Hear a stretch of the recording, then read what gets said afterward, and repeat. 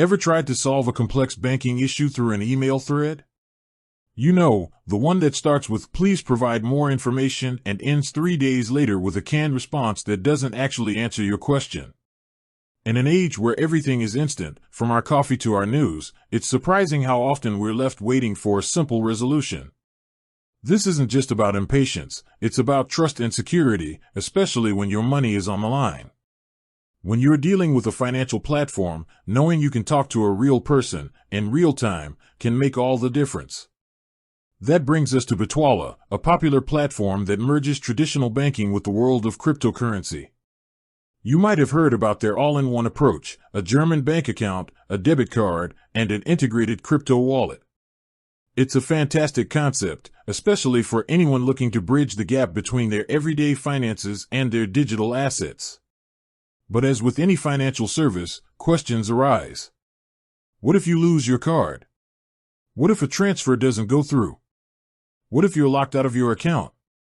In these high-stress situations, the first thing most of us instinctively reach for is our phone.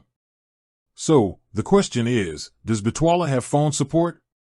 Let's get straight to the point. As of right now, Bitwala, which has since rebranded as Nuggs and then sadly ceased operations, did not offer direct phone support for their customer service.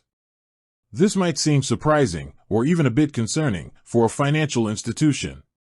The core of their support model was built around digital channels. This included a comprehensive help center with a wide array of FAQs, as well as an email-based ticketing system. Their approach was largely self-service and asynchronous.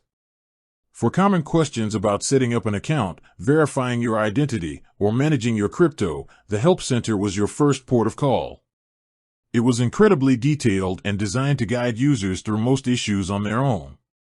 For more specific problems, like a failed transaction or an account lockout, you would open a support ticket via email. A customer service representative would then get back to you, typically within a day or two. Now, before you dismiss this model entirely, it's worth understanding the reasoning behind it. For many modern fintech companies, moving away from traditional call centers is a strategic decision. It allows them to scale their operations more efficiently and focus resources on building a more robust, streamlined digital platform. By handling most inquiries through written communication, they can maintain a clear record of every interaction, which is crucial for security and compliance in the financial sector. It also allows their support agents to handle multiple tickets at once, potentially leading to faster resolutions for simple issues. However, the trade-off is clear. For urgent, time-sensitive, or complex issues, the lack of a direct line can be frustrating. A situation that could be resolved in a 5-minute phone call might drag on for days over an email chain. This is a crucial point to consider when choosing a financial service. It's not just about what a platform offers, but also about how they support you when things go wrong. So, while Bitwala's model prioritized efficiency and digital-first solutions, it came at the cost of immediate, real-time human interaction.